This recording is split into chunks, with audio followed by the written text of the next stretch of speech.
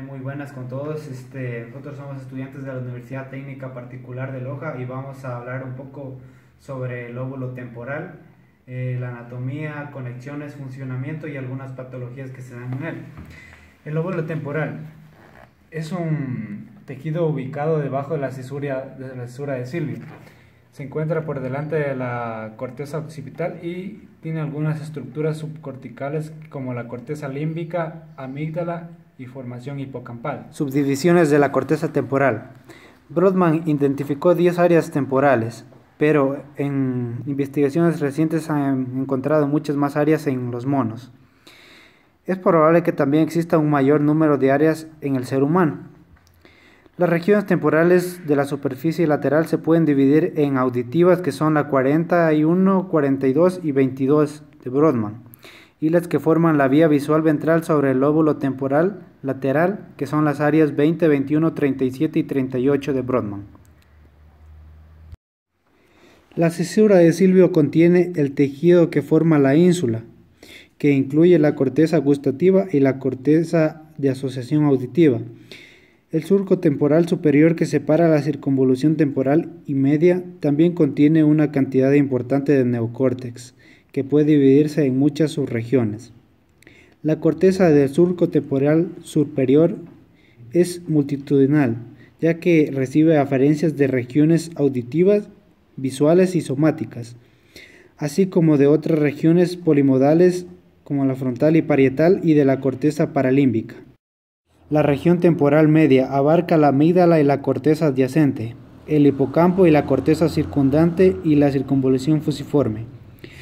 La corteza entorrina es el área 28 de Brodmann y la corteza perirrina comprende las áreas 35 y 36 de Brodmann. Las áreas corticales TH y TF en el extremo posterior del lóbulo temporal se denominan a menudo corteza parahipocámpica. La circunvolución fusiforme y la circunvolución temporal inferior forman parte funcionalmente de la corteza temporal lateral.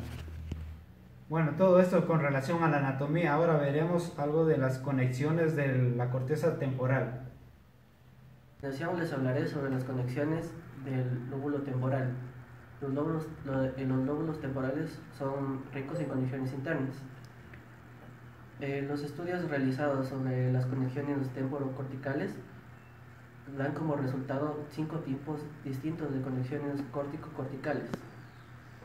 Vía sensitiva jerárquica. La progresión jerárquica de las conexiones se origina en las áreas auditivas y visuales primarias y secundarias y terminan en el polo temporal. Las proyecciones visuales forman la vía ventral del procesamiento visual, mientras que las proyecciones auditivas forman una vía ventral paralela de procesamiento auditivo. Vía auditiva dorsal. Dirigiéndose desde las áreas auditivas hasta la corteza parietal posterior, esta vía es análoga a la vía visual dorsal y por lo tanto está vinculada con la dirección de los movimientos en relación con la información auditiva. Vía polimodal. Esta vía consta de una serie de proyecciones paralelas desde las áreas de asociación visual y auditiva en las regiones polimodales del surco temporal superior. Proyección temporal media. La proyección desde las áreas de asociación auditiva y visual en las regiones temporales mediales o límbicas se dirige primero hacia la corteza perirrina, luego hacia la corteza entorrina y finalmente hacia la formación del hipocampo, la amígdala o ambas. La proyección del hipocampo es importante ya que forma la vía perforante. Una alteración de esta proyección produce una disfunción significativa de la actividad del hipocampo. Proyección del lóbulo frontal. Estas proyecciones paralelas van desde el área de asociación hasta el lóbulo frontal. En resumen, el funcionamiento de las siguientes vías son: en la vía sensitiva jerárquica tenemos que la función es el reconocimiento de estímulos. En la vía auditiva dorsal tenemos que la función es la detección de la localización espacial de las aferencias auditivas. En la vía polimodal su función es la base de la categorización de los estímulos. En la proyección temporal medial tenemos que su función es fundamental para la memoria a largo plazo. En la proyección del lóbulo frontal tenemos que su función principal es el control del movimiento de la memoria a corto plazo y el afecto. El lóbulo temporal no tiene una función unitaria, ya que contiene la corteza auditiva primaria, la corteza auditiva y visual secundaria, a la corteza límbica, la amígdala y a el hipocampo. Sobre la base de la anatomía cortical se pueden identificar tres funciones básicas de la corteza temporal: el procesamiento de estímulos auditivos, el reconocimiento de objetos visuales y el almacenamiento a largo plazo de estímulos sensitivos, es decir, la memoria. En el hipocampo funcionan en conjunto con las funciones de reconocimiento de objetos y de memoria del neocórtex, y desempeña un papel muy importante en la organización de la memoria de los objetos en el espacio. Las regiones restantes del lóbulo temporal, es decir, la amígdala, añade tono afectivo a la memoria y a los estímulos sensitivos, es decir, le da emoción.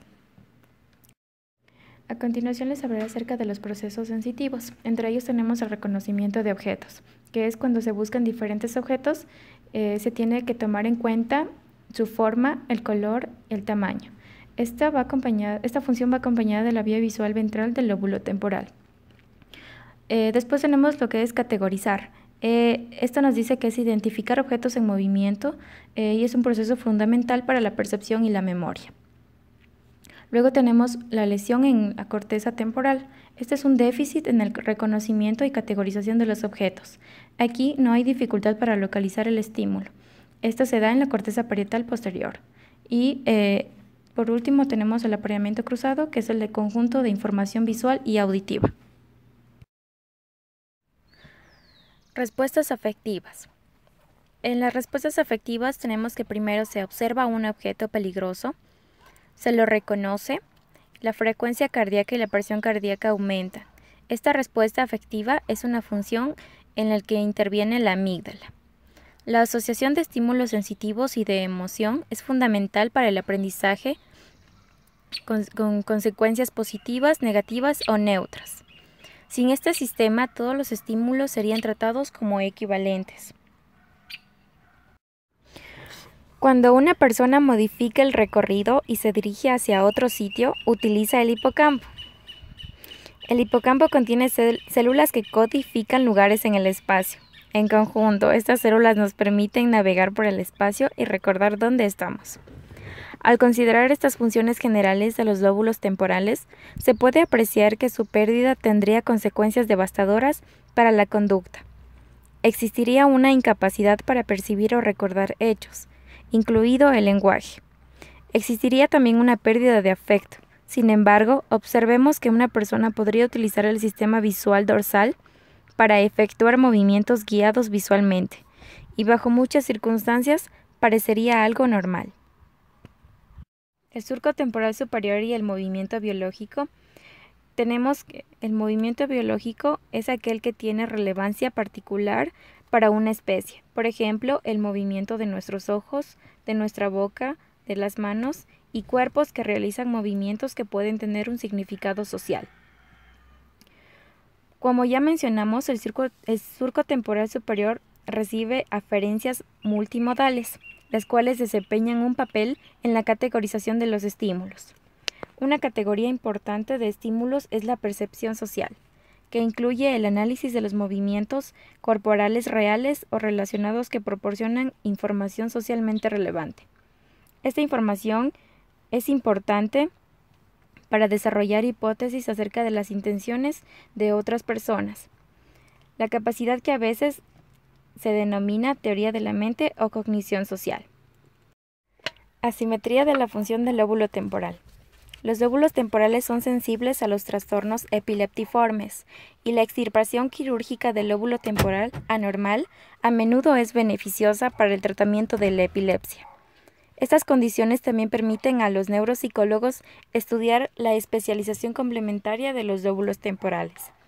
El daño del lóbulo temporal izquierdo se asocia con un déficit en la memoria verbal y el del lóbulo derecho con un déficit de la memoria no verbal. Asimismo, las lesiones temporales izquierdas se vinculan con un déficit en el procesamiento de los sonidos del lenguaje, mientras que las lesiones temporales derechas están relacionadas con un déficit en el procesamiento de ciertos aspectos de la música. La experiencia clínica, en efecto, indica que las lesiones del lóbulo temporal izquierdo y las del derecho tienen efectos distintos sobre la personalidad. Aunque los lóbulos temporales izquierdo y derecho están relativamente especializados en sus funciones, no sufren alteraciones excesivas por la asimetría funcional aparente. Finalmente, yo les voy a hablar sobre algunos síntomas que se producen cuando hay lesiones en los lóbulos temporales. Pueden ser alteraciones en la sensación y la percepción auditivas, trastornos en la percepción de la música, trastornos de la percepción visual. Puede haber también incapacidad para utilizar información contextual, deterioro de la memoria a largo plazo y alteraciones de la conducta y de la personalidad. En los trastornos de percepción auditiva tenemos la sordera cortical, donde existe una ausencia de actividad nerviosa en las regiones auditivas. Sin embargo, las personas experimentan alucinaciones auditivas. Significa que escuchan sonidos que realmente no existen. También encontramos problemas en la percepción de la palabra, particulares de las lesiones temporales izquierdas. Las personas no pueden discriminar los sonidos que llegan rápidamente ni el orden en el que llegan.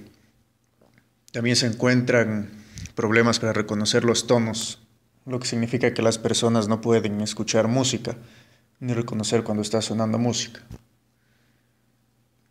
En otras lesiones en los lóbulos temporales tenemos los de la percepción visual.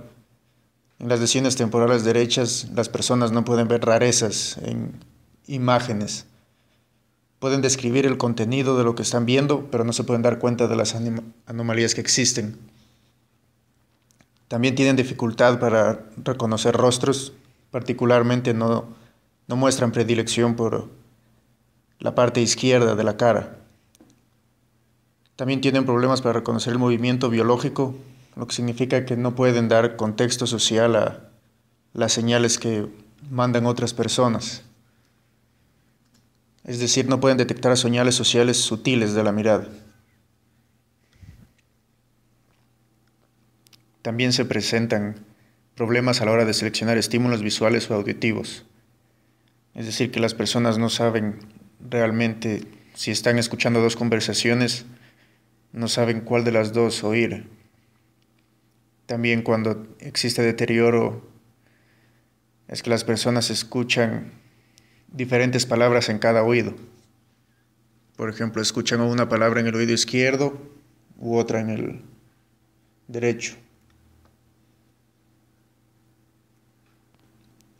Los trastornos en la percepción visual dependen del daño en el que esté situado. Por ejemplo, en el lóbulo izquierdo puede deteriorar el recuerdo de lo que ha visto el campo visual derecho, mientras que si hay daño en el campo visual derecho, deteriora el recuerdo de ambos, lo que genera una negligencia.